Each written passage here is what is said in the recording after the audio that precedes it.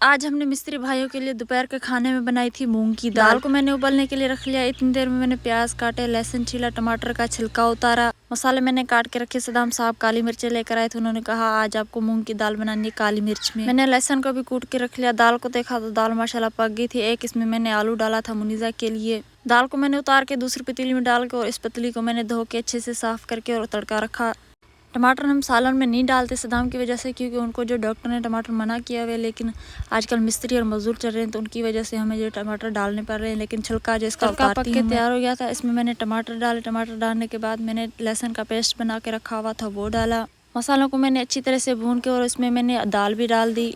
सालन को मैंने थोड़ी देर के लिए बनने के लिए छोड़ दिया। इतनी देर में मैंने मिस्त्री भाइयों के लिए जो बर्तन रखे हुए थे वो धो के साफ कर लिए और जो इकट्ठे कर लिए। माशाल्लाह हमारा सालन तो दिखने में बहुत मज़ेदार और टेस्टी लग रहा था। काली मिर्च वाली दाल मूंग की।